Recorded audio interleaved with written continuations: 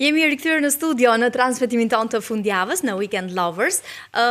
Dua t'ju them që këtë intervistë kemi planifikuar, nuk e di sa javë më parë, që në mars, në mos gaboj, jam me një vajzë shumë simpatike në studio, është stewardess, po aq sa është edhe një vajzë plot humor. Po flas për Antonela Gjeluci, sot është me mua në studio dhe falenderoj që gjeti kohën më në fund të jetë për të folur për fluturimet e jo vetëm. Do të doja që këtë intervistë ta bëja në fund të majit, nuk e di nëse je në dieni që 31 maj është dita ndërkombëtare e stewardëve, stewardesave.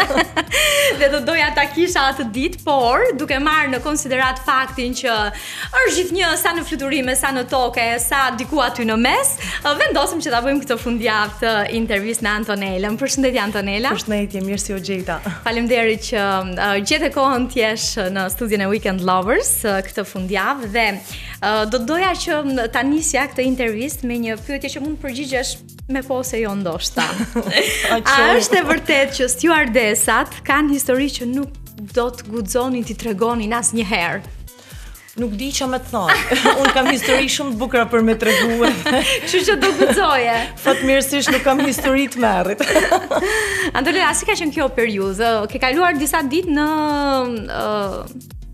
një vend të... nuk kam qenë në Shqipëni, kam qenë në një shtet tjetër. Po. Jam në Moldavi për një periudhë. Po, në Moldavi se s'po më vinte emri Moldavis tani. Si ka qenë kjo periudhë? Ka qenë periudhë shumë e bukur, ka qenë një periudhë shumë e qetë, cilën unë e kam shiju, e kam marrë si relax, e kam marrë edhe disa kile. Ja, je shumë për mi hek. E kam shiju shumë. Gjithmonë një lëvizje në një shtet tjetër, tu pas parasysh është edhe kultura e re, mëson për një vend tjetër, mëson për një mënyrën edhe tjetës një vendit. Edhe është diçka e bukur, mëson për me kuptu edhe të mirët e vendit tonë, po ndoshta edhe të këqijat kajherë. Po, në një farë mënyre. Prej sa vitesh je në këtë profesion, Antonela? E kam fillu në 2018 për herë të parë, në mars të 2018, në një kompani tjetër që tashmë nuk ekziston, fatkeqësisht le të thona. Ka një tip trio kompanish aty ku në kam punu. Çfarë ngacmoi që vendose ti hysh këtij profesioni, se besoj fëmi. do pak guxim në një farë mënyrë ndoshta në ato kohët e fillimit, do pak guxim për të ndërmarrë. Nuk e di, nuk e kam menduar këtë, asnjëherë nuk e kam marrë me frikë, qoftë edhe pjesën e fillimit. Ndaj e stewardess. Jo, realisht, e kam menduar edhe unë, ka pas momente të cilat e kam menduar që si ka mundësi që nuk kam frikë. Qysh fëmi, e ke parasysh kur ulesh në ato shkallat e shtëpisë dhe shef qillin edhe fillen në shef ato yjet e bukura kodorka, gjithmonë njeh ato dritat e avionave, gjithmonë e kam pas me dëshirë. Ka kuriozu pjesa që do të jenë të i bë. Ku do të jetë të shku ky avioni. Edhe nuk e kam menduar ndonjëherë që mundësia është për të bërë stewardesë edhe në Shqipëni, pavarësisht se ka shumë vite, por gjithmonë është duk si diçka e pamujtur. Fatmirësisht unë kam pas mundësinë për mi hy kësaj rruge dhe mu bë stewardesë, pavarësisht se jam shkput në një periudhë kohore mas Covidit edhe nuk isha dhe sigurt kur dosha më rikthy se po bësha dhe një punë cilën e kam pas pasion edhe isha midis dy zjarmeve cilën me zgjell. Por pasioni për aviacionin bën tërheq më shumë. E vërtet. Çfarë trajnimesh ju nënshtroheni në momentin që vendosni ti hyni këtij profesioni? Tani ti besoj ke përvetësuar, por për ata që dëshirojnë ti ndoshta të mendojnë të hyjnë në këtë rrugë. Më bëhet qefi që shpeshherë rinia dhe e gjejnë mundësinë për me më kontaktu edhe në rrjetet sociale për me mbat të tilla pyetje dhe gjej shkas për mu shpreh. Sot të faleminderit edhe për pyetjen. Trajnim e para punës duhet gjuha. E kam shpreh këtë që gjuha angleze it's a must. Patjetër. E kuptueshme. Pjesa tjetër më ndihjon në trajnimet e para punës ti do të mësosh, është pak a shumë një trajnim rreth 2 javor i pari. I cili ka një provim fund edhe është një provim intensiv, është edhe një trajnim po ashtu intensiv, që mëson për avionin, se si është i ndërtuar avioni, pra në bazë edhe të dhojit. Unë për shembull te kompania tjetër kam studiu për Boeing. Aktualisht punoj për Airbus. Okay. Po janë dy lloje, janë dy lloje aviona shkrejt të ndryshëm dhe ti do të mësosh specifikat e secilit për të kuptuar edhe në një rast emergjencë, duke qenë se stewardesa mund të thosh çaj ndikon stewardesë për me ditë pjesë të avionit, ndoshta edhe të motorit, por na jena edhe sytë e veshte e kapitenit, pra të pilotave. Nga ana tjetër. Përveç pastaj trajnimeve Mandej vjen një trajnim tjetër më i zgjatur, që ka të bëjë pasagerët me që ka të bëjë me kompaninë specifikisht, i cili është edhe më i gjatë, shkon 4 javë, prap ka një trajnim tjetër i cili bëhet. Jo, është e rëndësishme kjo, sa stade trajnimesh ka për ka plot stade trajnimesh. Trajnimet të ne nuk marrojnë kur. Domethënë unë krejt majin, bile bëna një tip kështu çan këta poll se jo kena mosha një për me diskutu me këto termat. Edhe më duket pak çuditshme. Edhe isha të bë pyetje, domethënë që kur fluturoni, edhe ishin gjithë unë fluturoj me këtë data dhe është po taneja për ju dhe majit e cila unë nuk fluturoj, sepse në shumtën e ditëve unë i kam tana trajnime. Janë trajnime të domosdoshme, janë trajnime që më shohin edhe mu, domethënë në fluturim se si unë e baj punën në gjatë fluturimit, pra ai njeku gjitha rregullat, janë trajnime tjera në bazë për sigurinë, ka plot, ka pafund. Pasur nuk marrojnë trajnimet. Jo, në gjatë këtyre proceseve të trajnimeve, flas në fillimet e tua, ke pasur ndonjë trajnim surprizues për ty? Jo, nuk ka asgjë surprizuese, aviacioni është diçka që ashtu siç ka dhe të paprituna, ka dhe gjëra të parashikuara. Gjëra të parashikuara dhe të caktuara janë po këto trajnimet, nuk vjen gjë. Nuk vjen gjë spontane. Po, e vërtet. Tani me që ishim te këto në hapat e parë që bën një steward apo një stewardess, është më lehtë sot të bëhesh një e till apo? Po, jo, e thash, e kam menduar si me disa kohë më parë. Absolutisht, po të marrë edhe një distancë për 7 vitesh që nuk ka shumë larg. Para 7 vjetëve ka kanë e vështirë për me hi. Domethënë edhe mënyra edhe rekrutimet siç quhen kanë kërku shumë detaje. Qoftë gjatësia, ndoshta edhe pjesa e paraqitjes, shumë aspekte tjera sa tash bëm shumë fleksibël, sepse aviacioni kërkon shumë, aviacioni po rritet shumë, ka nevojë shumë dhe pse jo, të ullon, domethënë nuk është vetëm pjesa e rritjes në përbot, po në Shqipni. Edhe ajo çka punon është kompanitë cilat po operojnë dhe po bëhen me baza në Shqipni, kërkojnë punëtor shqiptar për me u vënë në ndihmë dhe domethënë me u vënë në ndihmë dhe ngadishmëri pasagerëve shqiptar, që të marrin edhe vesh edhe me gjuhën se e vërtet. Kështu që kjo ka një ndryshim të jashtëzakonshëm, nëse flasim me shifra, në krahasim me para 7 apo 10 vitesh, shifrat e lëvizjeve edhe qoftë duke marrë vetëm ato të aeroportit të Rinasit janë 2-3 fishuar. Nëse të baj një përshkrim, kur punosha para 7 vjetë ishte periudha që hajt sot kalojnë shtatori se bjen qetësi. Dhe normalisht numri pasagerëve ulte, domethënë nëse kabina ishte plot, kishim një gjys numrit pasagerëve. Kurse sot janë super plot. Ka raste që s'kejnë as vend. Në çdo stin të vitit, në çdo muaj të vitit. Nuk ka në les, s'ka pushim. Duket glamour, por është fizikisht lodhse. Të qenit stewardesë, madje po lexoja disa fakte interesante se si lexoj këta. Tani thuhet që një stewardess mund bëj deri në 8 kilometra vetëm duke ecur nëpër avion gjatë orarit të punës. Është vërtet lodhse?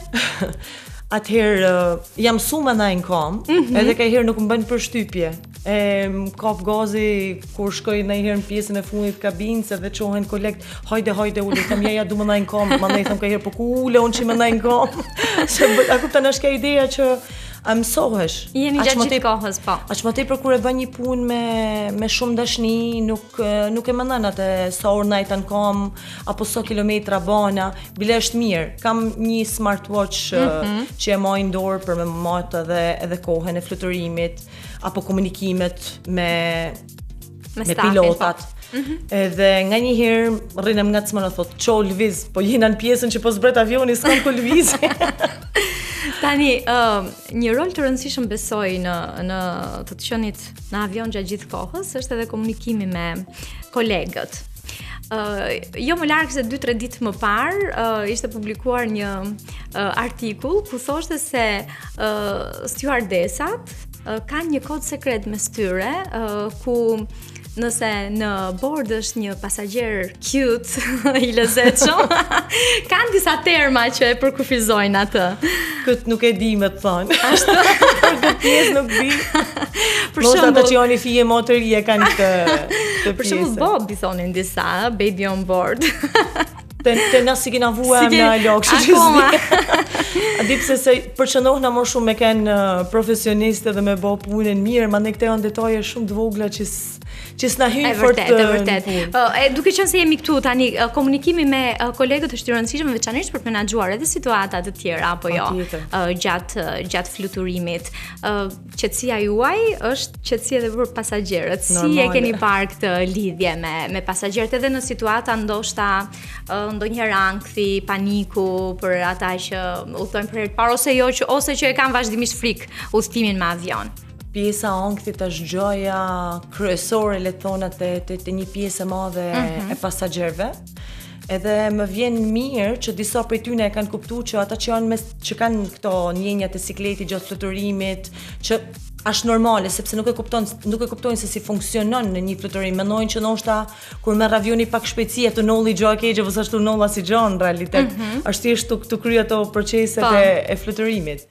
Edhe që ulen në për rreshtat e para ose mbahet shumë qefi kur shprehen të ne. Është shumë rëndësishme kur ata shprehen të ne, sepse na ndihmon edhe ne për me kuptuar që nëse në një moment nuk ka për tonë mirë, ne e dim domethënë që e ka nga kjo gjendje dhe nuk është një situatë tjetër.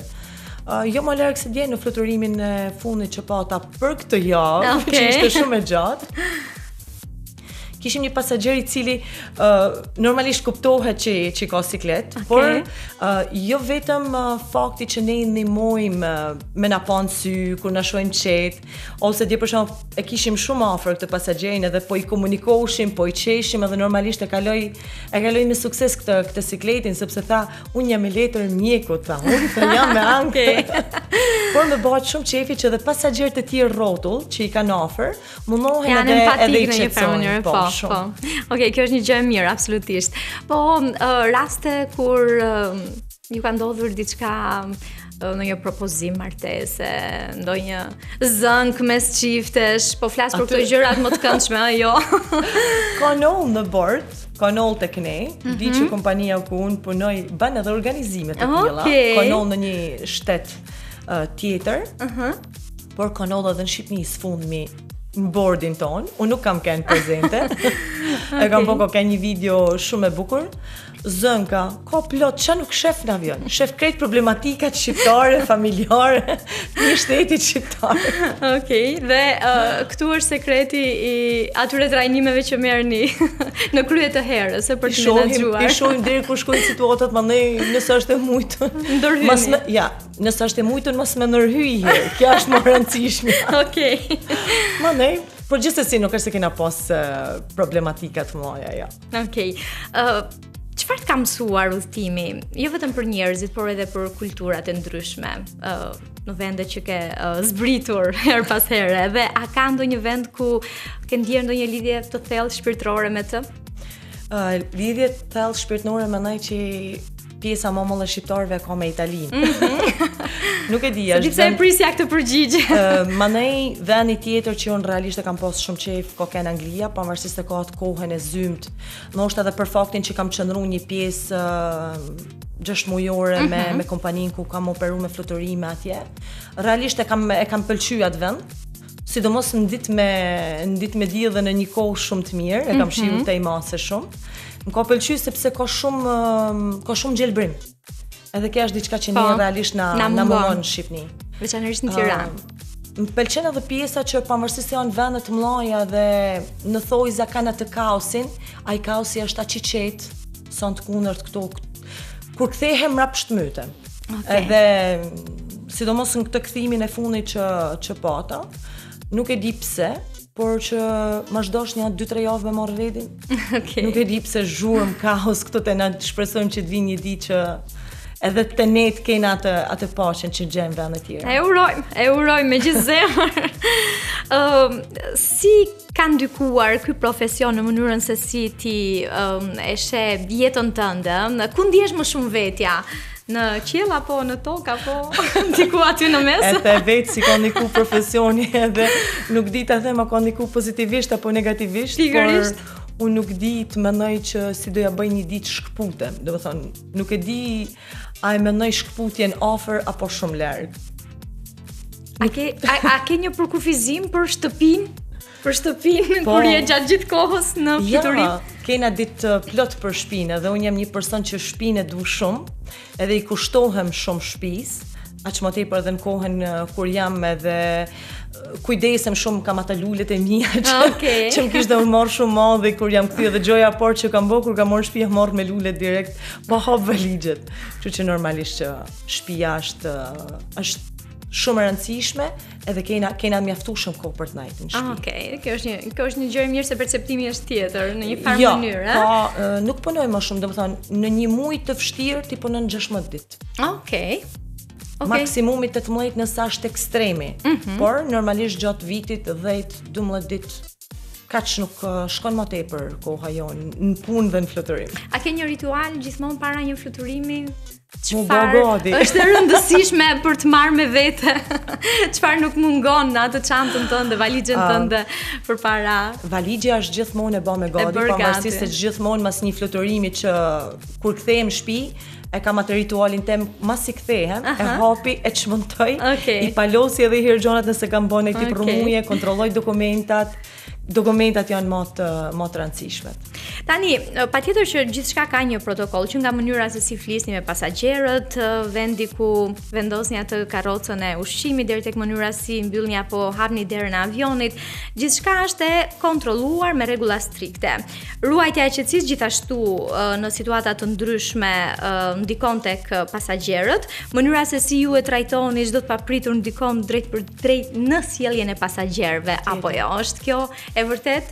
Patjetër. Sidomos këtu thona në Shqipëni deri dikun po dash me i paragjyku, sepse e kuptoj që Shqipënia alo është një vend i cili don kohë për me u zhvillu deri në atë pikë sa për me kuptu edhe se si funksionon aviacioni.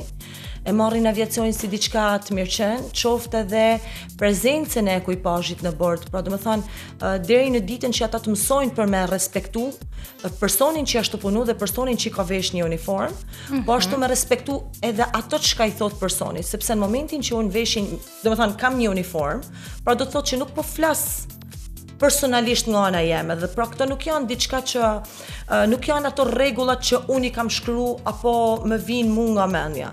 Janë rregullat të cilat janë të shkruar në një manual që fatmirësisht pasagerët mund t'i gjejnë edhe në faqen kryesore të kompanisë që janë të shkruar. Por si ne shqiptarë që kena qef mi bë gjanat si dona vete dhe nga njëherë ka dhe këto mini konfliktet, por që mundohen a mi bë dhe unë shpeshherë në shumë situata mundohem mi shku deri në fund që me bë pasagerin me kuptu që realisht ajo çka po të them nuk është e jemja. Pra është e kompanisë, është diçka të cilën duhet ta respektojmë. Pavarësisht se në shumtën e rasteve ne mundohen edhe me mbyll një sy, mi toleru dhe për më tepër mi. Okej. Ndonjë rregull që shpesh thyhet. Gjoja por çanta. Okej. Çanta. I tu e kena problemi jonë është veç me çantat. Se vinë aty në bord edhe na kap gazi se ka herë, domethënë pavarësisht se ndoshta për ne është ato nuk e kuptojnë edhe deri diku edhe me të drejtë. Nuk e kuptojnë që ne kena një orar fiks. Duhet mu mbyll ajo dera në orar fiks në mënyrë që mu bë edhe fluturimi në kohë.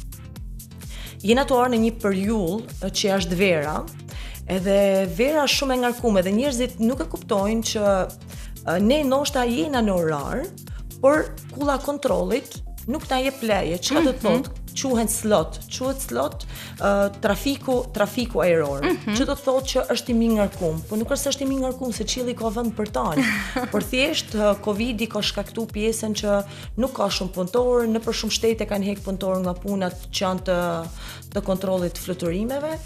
Dhe normalisht që kufizohet, po tu kufizu këto gjana fillon që që nga momenti I parë me çantat që nuk na negojnë, edhe që ishim me kolegë kur thonë, kur doli ky rregulli? Jo, ky rregulli ka qenë gjithmonë thjesht normalisht ne tolerojmë, por për më na bë dhe ne motletash ne vu çantën poshtë herë ma ne e vendosim si. Okej. Besoj gjithë ata që janë duke na ndjekur tani kanë hasur edhe vetë këto situata. Është alfabeti sohin bordi këtë hallkan. E vërtet. Tani, përveç të fluturuarit me avion gjatë gjithë kohës që ta do profesioni, humorin nga të kaburuar, sepse Antonella ka edhe një faqe shumë interesante, shumë të bukur. Unë her pas here qesh me gjitha videot e Antonellës në Anto Funny Videos, në Instagram edhe në TikTok. E hapim kur ikum na ishte shqyqyr zoti që ikum Anella hapet direkt. Postojmë ne gjë. Nga të ka lindur ky humor Antonella. Po tash ti a jam shkodrone. Po, përveç këtij fakti që dukesh. Gjithmonë familje kena pas momente kur na mbledh përgëzime familjare dhe gjithmonë janë hell batuta mes njëri tjetrit. Edhe tu i pa dhe shumë skeqet e estradës Shkodrës, gjithmonë kanë tërhek batutat. Mandej avash jam marrë edhe pak me aktrim në moshë të vogël. Okej. Mandej jam nal për disa vite. Në fund të Covidit kam gjetë TikTokun që kam hek me mësua dhe ka i herë më kap gazi sot kur... Ja pas ke dalë se unë ishte dhe iku dhe nuk e mësova. Dhe më vjen keq që jam torturu aq shumë. Po duhet ta pranoj që nuk jam një person që merrem shumë me teknologji, ndoshta edhe të mos pas edhe shumë kohë. E vërtet. Realisht edhe kam bërë ato video që mund të kisha bërë dhe shumë më bukur në fillimet e mia, por jam stërmunu për që ja kam dalë dhe kam pru pjesët e para kanë kenë me copsa prej humorit shkodran, që sa herë kam kohë të ule me t'jeni edhe të shkëpus në i gjatë bukur, prap e sjellin në faqen teme. Pavarësisht është rinia sot nuk është se ja din shumë vlerën, po për mua janë perla. Po, absolutisht që po. Ke një personazh që të frymëzon te këto video të fani në Instagram, apo janë situata të përditshme me të cilat alternohesh? Po, kam edhe personazhe të caktuara, por që në përgjithësi, domethënë, mjafton të gjej në i meme, si që quhet, në gjuhën popullore të kohëve të sotit. Gjej në një voice për këtyne edhe mundohem me interpretu në mënyrën teme.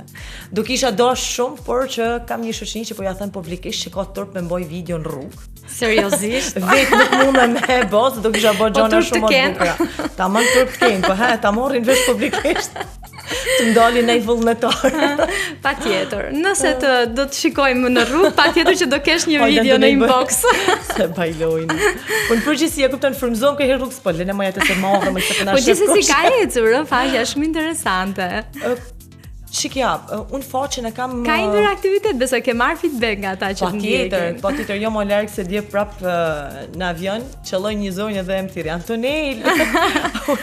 Unë thash kush më thiri, e ke parasysh se ne kur bëjmë prezantimin para fluturimit, normalisht shpreh edhe emrin, unë jam Antonella, jep edhe emrat e kolegëve tjerë, thosh mos ndoshta mojti me emrin për prezantimin që bëna dhe bëni 2-3 batuta për videove që unë bëj dhe normalisht bëhet zemra ma lem kënaqin këto momente. Absolutisht që po. Shkusin pak për rutinës të punës. Në avion ke bërë ndonjëherë, megjithëse në kabinë, po video fani. Baj në avion. Po bëj video më shumë për me tregu në i pjesë të avionit ose situata që pasagjerët hasin shpesh. Do të thonë që ne hasim shpesh nga pasagjerët. Disa nuk kanë faj, se ndoshta kanë edhe për herë të parë, po për ne krijohen situata fani për shkak kur dojnë me shku me hap derën edhe nuk din ku dera banjës. Ne na vjen kajherë me qesh, pavarësisht se nuk duhet me qesh me tilla gjona, po çat bëjmë kajherë. Po kajherë situata qeshim edhe bashkë me ta. Okej. Nëse një ditë do të shkëputeshe nga fluturimet, do të vazhdoje me humorin pak? Më seriozisht se kaq apo jo? Unë kam qenë në një show humorit, për një thash pak më përpara që ka qenë vështirë për mua. Do t'i riktheheshe? Nuk e di. Mendoj që jam shumë mirë te këto videot që unë i baj në Instagram, te këto interpretimet e mia me dublimet, se thonë, domethënë që i marr të zonet e gatshme dhe unë baj këto mimikat e mia, sepse unë shuhem më shumë për mimik se so për humor. Po, e kam vënë. Je shumë bukur. Mimikat janë ata që e bajnë videon e bukur. Unë kam qenë në një show humorit për 1 vit e pak. Okej. Por që ta them drejtën, nuk është se kam gjetë vedin 100% ose ndoshta nuk kam pas edhe personazhet e duhura që të kanë goditur. Që unë mund të kem pas ose ndoshta është dashur me punu më tepër mi ato personazhe. E gjej vedin shumë komode te këto video që unë baj. Domethënë nëse marr një krahasim me atë që kam bën në televizion, më shumë dëshirë hapi video që baj në Instagram. Sepse jam krejt e lirshme, e di atë mimikën, unë mendoj para se me bë videon, nuk më duhet shumë kohë për me e bë. Dhe kënaqem, ka herë më kap edhe gozi dhe mua kur shoh anë mimika që më dalin prej videos. Tani, mund bësh një mimik për të ndjekur intervistën në Premium Channel në YouTube me Antonelën. Se nuk jam fut në personazh, duhet në personazh. Bëj shaka. Antonela, të uroj shumë sukses, ishte shumë kënaqësi që të kisha në studio. Mersi akret e jam. Fluturimin më të afërt kur e ke tani? E kam me datë, çfarë sa të kam harruar. Me 25. Okej. Me 25. Të uroj shumë suksese. Edhe uroj që të të kemi sërish në studio.